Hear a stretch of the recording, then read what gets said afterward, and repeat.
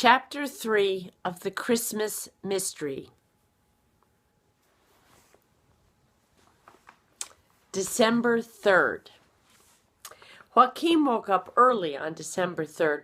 The Donald Duck clock hanging above his desk said 6:45. Mama and Papa would not be up for another half an hour. He remembered that he dreamed about something strange, but he was not quite sure what it was. It had something to do with the angel Ephriel and the lamb. He sat up in bed and looked closely at the magic advent calendar. At the top of the picture, several angels were floating down through the clouds in the sky. One of them was blowing a trumpet. That was to wake up all the sheep and the shepherds, of course. Joachim imagined that the angel on the right of the picture must have been the angel Ephriel. He looked just like Joachim thought Ephriel might look. Suddenly he noticed that the angel was smiling at him, lifting an arm as if to wave to Joachim. The angel in the picture looked clearer than yesterday. Joachim got up on the bed and opened the door with the number 3 on it. He saw a tiny picture of a vintage car. He had seen that kind of old car at the Technical Museum with his grandpa. Joachim didn't understand what a vintage car could have to do with Christmas, but he picked up the thin piece of paper that had fallen out of the calendar and snuggled under the covers and began to read. The second sheep. Elizabeth and the angel Ephriel went on running after the little lamb.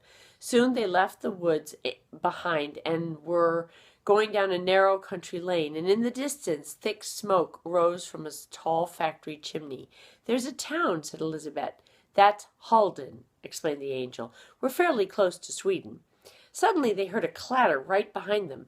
Elizabeth turned and saw an old car heading towards them, and in the car sat a man wearing a hat and a coat. He had a black beard and looked a little like the picture of her great-grandfather on the mantelpiece at home. As the car passed, the man honked and saluted with his hat. "Look at that car! It must be really old!" exclaimed Elizabeth. "On the contrary, I think it's probably brand new," said Ephriel. "I've always thought angels were much cleverer than humans, but you don't seem to know much about cars." Still, she didn't want to quarrel with an angel. "But I suppose you don't drive cars in heaven. I imagine that God has forbidden any kind of pollution." Ephriel pointed to a large pile of logs. "Sit down. You deserve a short rest, and there's something important I have to tell you about our journey." Elizabeth sat down and looked up at the angel. "Don't you ever get tired?" The angel shook his head. "No, angels don't get tired because we're not made of flesh and blood. When you get tired, it's your flesh and blood that feel it most." Elizabeth felt a little embarrassed, but that she had thought angels could get tired. If they had been able to, they surely wouldn't have the strength to fly up and down between heaven and earth. That must be very far, maybe even further than Bethlehem. "Exactly where are we going, dear?" "To Bethlehem," said Elizabeth. "Very well. And what are we going to do there?" "We're going to pet the lamb." The angel nodded. "And we'll welcome the baby Jesus into the world. He is called God's Lamb.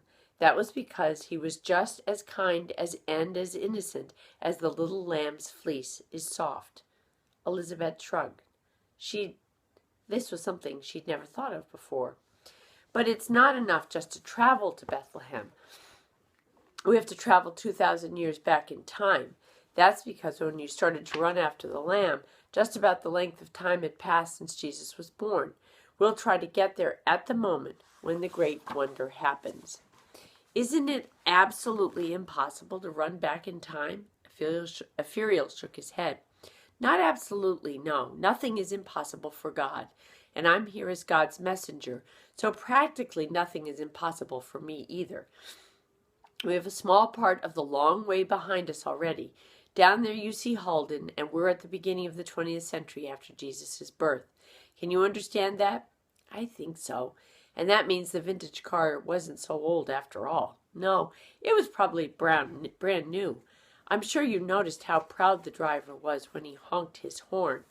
Not very many people own cars at this time. Look who came in to read." Elizabeth simply sat and stared, and the angel Ephriel continued. "It would have taken a very long time to run to Bethlehem in a straight line, but we're going to run diagonally down through history, So in a way, we're going downhill all the time. It's like running before the wind, or like rushing down an escalator. Ephriel nodded. She was not at all sure she understood everything the angel said, but she understood enough to realize how clever it was.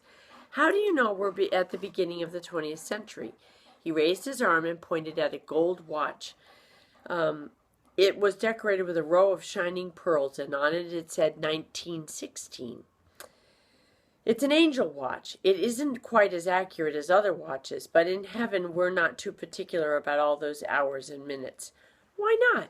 We have the whole of eternity to see to. Besides, we never have to catch a bus or get to work on time.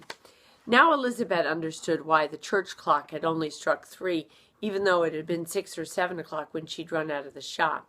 She had run backwards in time. You began running along the diagonal path as soon as you started chasing the lamb. That's when the long journey through time and space began.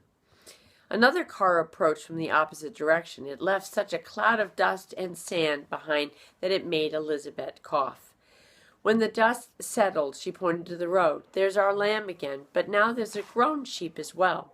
Verily I say unto you, the sheep is going with us to Bethlehem. With that they began to run. And when Elizabeth and Ephriel had caught up with the lamb and the sheep, both of them bounded on as well. Little lamb, little lamb.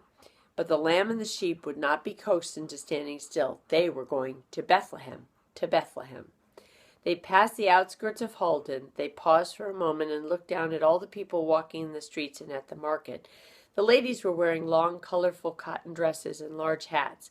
Several vintage cars were sputtering along the streets, but there were horses and carriages too. They left it behind them and soon came to a border station. A large sign announced, Border, Sweden.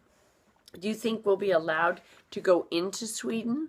The angel fluttered around her. They won't dare stop a pilgrimage. Besides, it's only a few weeks since Norway had the same king as Sweden. May I look at your watch again? Ephriel stretched out his watch, and it said 1905. Then they sped past 2 border guards, and the lamb and the sheep first, and Elizabeth Hansen and the angel Ephriel just behind them. Halt! In the name of the law! But they were already far into Sweden, and they had come a few years closer to the birth of Jesus. Joachim sat on the bed. So that was why there was a picture of a vintage card. That was why it suddenly became summer. Joachim quickly locked the piece of paper and the story of Elizabeth and the angel into the secret box. Afterwards, he sat for a long time thinking. Elizabeth hadn't just set off after a lamb and followed it into the woods. She had begun to run backwards in time as well. She had already come to the year 1905, but she was going all the way to Bethlehem when Jesus was born, and Joachim knew that it had happened almost 2,000 years ago. He was old enough to know that you can't really run back in time, but it was possible to do it in your thoughts. At school he'd heard about that 1,000 years to mankind can be as one single day to God, and the angel Ephriel had told Elizabeth that nothing with God is impossible. Could Elizabeth and the angel really run back in time? He heard Mama on the landing, and she came into the door. Have you opened the calendar? He nodded. She looked at the picture and said, a vintage car. She sounded surprised. Perhaps she thought there wasn't anything Christmassy about it. It's because Elizabeth and the angel Ephriel have run to Sweden at the time when the vintage cars like that were brand new.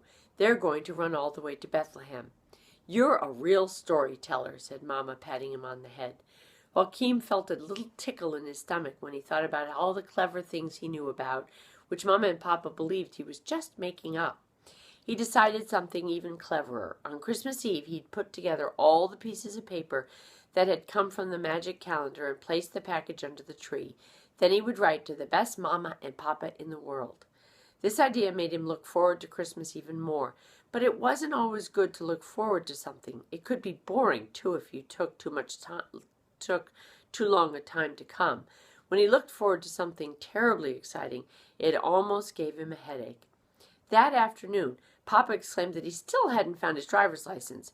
In that case, he He wasn't really supposed to drive, said Mama. But when Papa heard that, he snorted like a steam engine.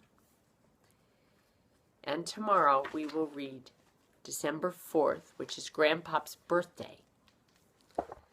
That is chapter 3 of the Christmas Mystery. And Marley and I say goodnight. We love you.